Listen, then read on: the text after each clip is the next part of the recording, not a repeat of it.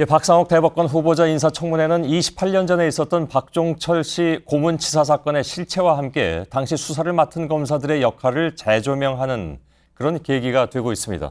선임 검사였던 안상수 창원시장을 비롯해서 고문경관 폭로에 앞장선 이부영 전 의원까지 많은 사람들이 어제 청문회에 참석해서 당시의 상황을 증언했는데요. 오늘 그중에 한 분을 스튜디오에 모셨습니다. 당시 서울중앙지검 공안부장으로 재직하면서 박종철 씨의 시신을 화장하고 서둘러 사건을 덮으려는 압력에 굴복하지 않고 그의 죽임이 물고문에 의한 것이다 하는 사실을 밝혀내는데 큰 역할을 한 분입니다. 최환 전 부산고검장이 지금 제 옆에 나와 계십니다. 반갑습니다. 네. 예, 오랜만에 뵙습니다. 예. 예, 건강은 좋으신지요? 예. 예. 자, 그 박종철 씨 사망 사건, 뭐 지금 다시 재조명이 되고 있는 그런 상황이 있습니다. 당시 수사를 했던 당사자의 한 분으로서 굉장히 하실 말씀도 많으실 것 같고요. 근데 처음부터 이게 물고문이라는 것이 알려지지 않았다면 덮어질 수 있는 그런 사건이었죠. 당초에는. 물고문이 아니었으면 문제가 될 사안들이 아니죠. 그러게요. 예. 고문이 없었다는 얘기니까요. 예. 그럼 처음부터 의혹을 좀 가지고 계셨습니까? 아니, 이제 이게 저는 수사팀에 같이 들어가서 수사한 건 아닙니다. 그러나 제가 이제 그 늦은 시간까지 사무실에 있을 때 바로 그날 1월 14일 날 사망을 했거든요. 그래서 변사 사건으로 저한테 그 처리 지휘를 받으려고 그래 밤늦게 저한테 왔었어요.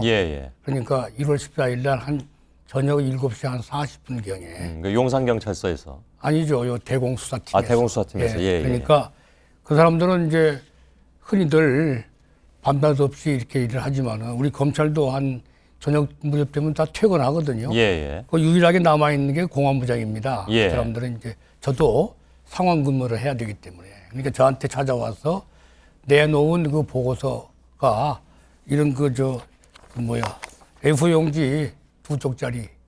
근데 거기에 이제 변사했다는 거하고. 고문 얘기는 전혀 없었을 테고요. 물론이죠. 거기서 이제 탁 치니까 억하고 죽었다는 그 내용이 나옵니다. 아, 그게 그 유명한 얘기가 거기에 바로 들어있었군요. 이제 공식적인 발표는 그 뒤에 이틀 후에 이제 치안본부장이 그렇게 또 발표를 했고요. 저한테 하는데 제가 봐도 탁 치니까 억하고 죽는다는 자체가 우선 말이 되지는 않아요. 그래서 이거 직감적으로 고문으로 죽었구나 하는 걸 느껴가지고 그래 이건 오늘 나한테 온 건 뭐냐 했더니 오늘 밤 안으로 화장 준비가 다 돼 있으니 처리 승낙한다는 도장을 찍어주면 그렇게 하면은 가서 바로 화장을 해서 오늘 그냥 묻어버리겠다. 아니 부모들이 원하고 하니까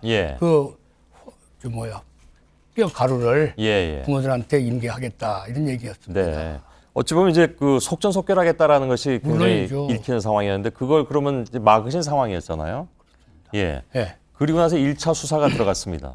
아니 그것은 이제 그러고 나서 이 사람들이 제가 이제 끝까지 그걸 응하지 않고 결국은 이것은 내일 아침에 정식 변사 사건으로 처리하겠다.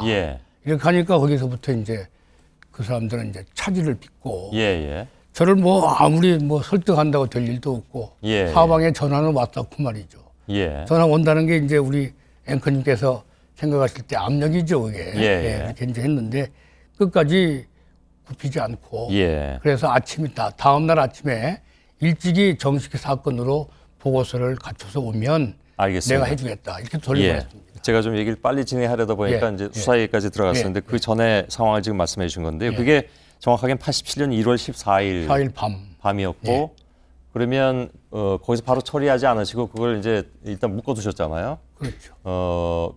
그때 아까 이제 전화가 많이 왔다 그래서 주로 어디서 전화가 많이 오던가요? 그거는 이제 저희들 유관 부서입니다. 그냥 중요한 사건, 중요한 인물도 아닌데 어떻게 하다 실수로 죽었는데 그냥 오늘 밤에 화장하도록 좀 해달라. 요지가 그겁니다. 일종의 그게 이제 압력 전화라고 볼 수가 있었다 그런 말씀이시군요. 제가 압력을 느낄 수 있는 사람들이었으니까요. 알겠습니다. 그럼 구체적으로 누구라고 말씀하시기 좀 어려우신 상황인 것 같습니다. 그런데 아무튼 1차 수사가 끝나고 나서도 제대로 밝혀지지 않아서 예, 이제 2차 수사까지 넘어갔는데 그 말씀하시는데요. 예. 그 다음 날 이제 1월 15일 날 예. 아침부터 서둘러서 부검을 이제 해야 될 거 아닙니까? 예, 예. 그래서 이제 사전에 압수수색 영장도 받아야 되고 시신을 찾아가지고 또 이제 부검을 해야 되는데 예. 거기에 곡절이 많았습니다. 그런데 이제 그렇게 하기 전에 제가 이제 저희 그 뭐 상사에게 이거 공안부가 나서서 할 일이 아닌 것 같으니까 예.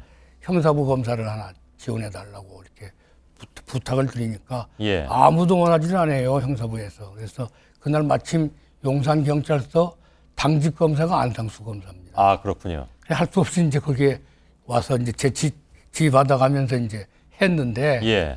밤 저녁 무렵까지 퇴근 시간이 지나도 시체를 거부해요, 경찰에서. 예.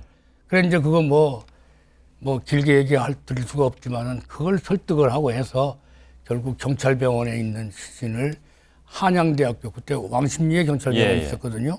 한양대학 병원으로 옮기고 또 거기 이제 경찰병원 의사, 그다음에 국립과학수사연구소의 황적준 박사, 예. 그다음에 또 이제 한양대학교 부속병원에 있는 또 집도의 예. 의사 이렇게 세 사람을 이제 붙여가지고 그래서 부검을 했던 겁니다. 그래서 예.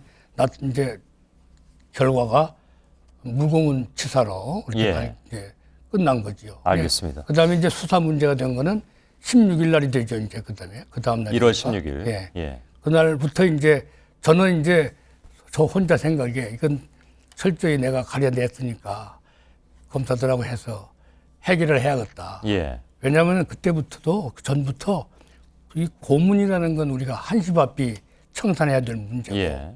고문으로 사람이 죽었다는 건 누가 그걸 용납하겠느냐. 예. 천인공노할 일이거든요. 알겠습니다. 그래서 이제 했는데 수사 지휘를 하려고 하니까 당신은 빠져라. 공안 사건이나 하고 예. 이건 뭐 이미 사망 원인 다 드러났고 수사 뭐 기법이 그렇게 어려운 것도 아니고 하니까 형사부에 맡기겠다. 예. 이래서 이제 저를 손떼게 됐죠. 그렇게 된 거군요. 아, 이거 사실 말씀을 듣다 보면요. 예. 이런 얘기는 하루 종일 들어야 되는 문제인데 제가 뉴스 시간에 짧은 시간에 이걸 듣겠다고 모신 것도 좀 이제 결례이기도 하고 그렇긴 합니다. 예. 나중에 또 기회가 되면 또 물론 더 듣겠습니다만은. 그래서 아무튼 예. 그 어저께 저 안상수 창원시장은 당시 이제 검사 뭐라고 얘기를 했냐면 총체적으로 축소 은폐는 안기부나 경찰 쪽에서 하려 했고 수사 검사들은 진실을 밝히기 위해서 생명의 위험을 무릅쓰고 피나게 투쟁했다라고 얘기했습니다. 동의하십니까 혹시? 뭐 좀 다소 과장이 있습니다. 예. 뭐 피나게 또는 생명의 뭐 위험을 무릅쓰고 우선 뭐 그 전 단계에서 제가 그 화장 예. 해달라고 하는 걸 거부할 때도 저 자신 뭐 생명의 위협은 안 느꼈거든요. 예. 그러니까 좀 다소 과장된 것 같고 다만 수사가 어려웠던 건 사실입니다. 뭐 쉽지 않았겠죠 당연히. 예. 우선 뭐 수사 상대가 다 대공 분야에서 잔뼈가 굵은 사람들이고 하니까 예. 그래서 그렇게 했는데 문제는 예. 이게 여러 가지도 아까 말씀드렸지만은 차근차근히 보고 그 다음에 설득을 해가면서 이렇게 수사를 하면은 어려운 게 없습니다. 그리고 이 사건의 가장 특이한 거는 예. 먼저 구속된 두 사람이 경찰. 두 사람 교도소에서 양심 선언을 하고 다 이미 진상을 밝히기 시작을 했거든요. 예. 그럼 우리가 아무리 조사하는 상대가 어렵다 하더라도 자기들 스스로서 마음의 속으로 나가지고 양심 선언도 하고 할 때 같으면은 예. 나중에는 얼마든지 수사에 협조도 하고 진상을 더 밝히는데 수월하게 될 수가 있는 겁니다. 예. 알겠습니다. 사실 이게 이렇게 문제가 되는 것은 박상옥 대법관 후보자 때문입니다. 예. 근데 사실은 그 부분에 대해서 제가 최환 변호사께 질문은 좀 자제하고 있습니다. 왜냐하면 지금 청문회가 일단 열렸고 예. 국회 판단이 있어야 되는데 제가 당시에 물론 이제 수사 당사자는 아니었지만 이 사건을 처음에 접했던 분으로서 어찌 보면 이제 크게 역할을 하신 분이긴 하나 대법관 후보자에 대한 판단을 구하는 것은 상황이 맞지 않는 것 같아서 질문은 드리지 않겠습니다. 다만 그것으로 이제 요즘 굉장히 좀 논란이 되고 있고 해서 검사라는 그 직위가 당시 사건에서 어땠어야 된다고 보십니까? 그것만 말씀해 주시죠. 검사는 뭐 그때나 지금이나 예. 항상 수사의 최고 지휘자였고 예. 수사 또 특정 사건의 수사 책임자입니다. 예. 그래서 어떻든 간에 수사라는 건 또 진실을 밝혀내는 예. 실질적 진실을 밝혀내되 그다음에 절차상의 적법 절차를 받아가면서 예. 취하면서 그 대신에 고문이라는 이런 건 절대 용납해서는 안 되고 예. 예. 근데 인권을 보호하는 그러한 기본 가치 속에서 예. 거기서 이제 실체적 진실을 발견해내는 예. 그런 일을 하는 게 검사의 본분입니다. 예. 그렇다면은 결국은 그렇게 지금 돌아가는 상황에서 얼마나 철저하게 이것을 갖다가 했느냐. 예. 그건 뭘 보고 하냐면은 어제도 뭐 나왔는 얘기입니다만은 구속 송치되어 와서 예. 4일 만에 구속 기소를 했다고 그럽니다. 예. 그렇다면은 이런 사건에서 최소한도 구속사 되면은 1차 그 구속 기간이 10일입니다. 예. 예. 또 한 번 더 하게 되면 20일까지 할 수 있는데 그런 거를 좀 하면서 좀 뭔가 진실을 더 밝혀내는 알겠습니다. 작업이 좀 부족하지 않았나. 예. 알겠습니다. 그 무슨 대담 프로라도 있으면 한 1시간 동안이라도 들어야 얘기가 네. 좀 더 충분히 나올 것 같은데 오늘 시간이 좀 제한이 돼 있어서 일단 여기까지만 원론적인 입장을 좀 들었습니다. 당시 서울지검 공안부장으로 계셨던 최환 변호사였습니다. 오늘 고맙습니다. 예. 예.